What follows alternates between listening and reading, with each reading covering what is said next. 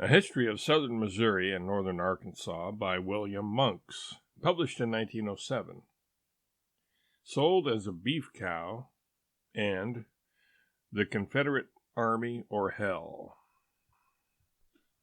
On the morning of the 9th, they broke camp and marched near the mouth of Bennett's River, and went into camp at what was then known as Talbert's Mill. A short time after we had been in camp, Captain Forshee, who had charge of the prisoners, came to the guard-house, and the author requested him that he be allowed to take the oath and return home, as his wife and children were almost scared to death owing to the reports that were currently circulated all through the country. His wife would believe they had hung him.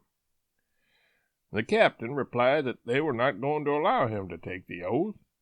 They had plenty of proof against him that he had been communicating to the lop-eared Dutch, and as soon as they had formed a junction with Price and McCullough, he would be tried as a spy. He gave orders to the guard to see that he was kept in close confinement, and about 11 o'clock in the night, as near as the author can guess, it being starlight, the captain came down to the guard-house in company with one of his men, Frank Morrison. The author was lying on the ground, pretending to be asleep. The captain came inside of the guard, called out, "Monks, are you asleep?" The author raised up in a sitting position and said, "Captain, what is wanted?" The captain remarked, "I want you to go up to my campfire," which was about 75 yards distant from the guardhouse. The author said, "Captain, this is a strange time of night to come down and order me to your campfire." He said, "Not another word out of you, rise to your feet." He ordered Morrison to step behind him with the same gun that he had recently taken from the author and cock it, and if he makes a crooked step from here up to the campfire, shoot him through. The author heard Morrison cock the gun, and about halfway between the guard-house and the campfire, the captain remarked to the author, "Do you know Cassinger?" The author, suspecting that he was going to be delivered to a mob, said, "I know him very well. We have grown up together from boys." The captain said, "I thought he was a mighty nice man. I have sold you to him for a beef cow."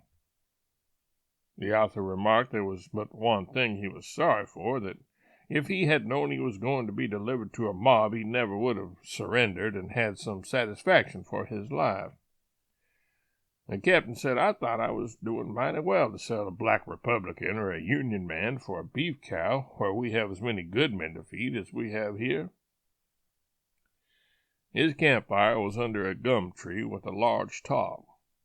The fires had all died down, it being in July, and nothing but the stars were giving the light.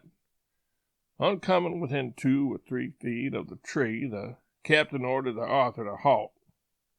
He and Morrison walked about 10 paces and said, "I have brought you up here to liberate you. We have got plenty of good men here to feed without feeding men who are friends to the lop-eared Dutch." The author replied to the captain, "You may think you are dealing with a fool.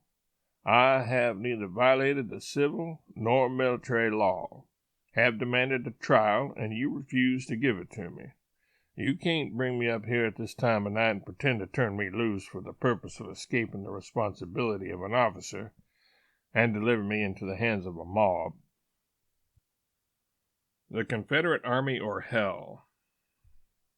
The author was satisfied that he could then see a bunch of men standing in readiness.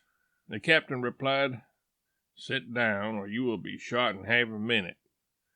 The author sat down and leaned against the tree. He had on strong summer clothing, wearing an alpaca vest and coat. In an instant, about 25 men, led by Cassinger and a man by the name of William Sapp, approached the author. Cassinger, holding a rope in his hand with a noose in it, walked up to the author, held the noose of the rope above his head, and said, "Monks, you have half a minute to say you will join the army and fight or go to hell, just which you please." The author replied that it was said that hell was a hot place, but he had never been there, and that he had always been counted a truthful man until he had been arrested. And since his arrest he had been asked divers questions of the whereabouts of the lop-eared Dutch, and that he had told them in every instance he knew nothing of them and had been cursed for a liar. If I was to say that I would join the army and fight, I might have a cowardly set of legs and they might carry me away. And in the next place, I am a Union man, first, last, and all the time. I suppose your intention is to hang me, and there is only one thing I am sorry for, and that is that I ever surrendered. But there is one consolation left. When you kill me, you won't kill them all, and you will meet plenty of them that won't be disarmed as I am now. Cassinger replied, "No damn foolishness, we mean business," and made an attempt to drop the noose over my head, which was warded off with my arms. At this juncture, the author appealed to the captain for protection from the mob, saying that he was a prisoner, unarmed and helpless, and if he suffered him to be murdered by a mob, his blood would be upon the captain's head. No reply being made by the captain, all of the parties being considerably under the influence of whiskey, Sapp raised his left hand, pushed Cassinger back, and remarked, "I have been shooting and wounding some of these black Republicans who are friends of the lop-eared Dutch, but I intend to shoot the balance of them dead." At the same time he drew a pistol from his right-hand pocket, cocked it, stooped over, ran his fingers under the author's clothing, gave them a twist, and commenced punching him around the chest with the muzzle of the revolver. And after, as the author thought he had punched him some 50 or 60 times with the revolver, the author said to him, "William Sapp, there is no question but that your intentions are to kill me, and you want to torture me to death.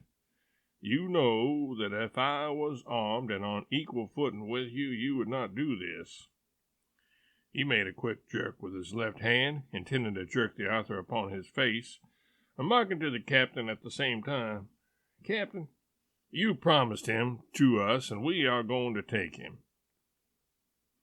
The author, with all force possible, leant against the tree. Sapp's hold broke loose, tearing off all the buttons that were on the vest and coat.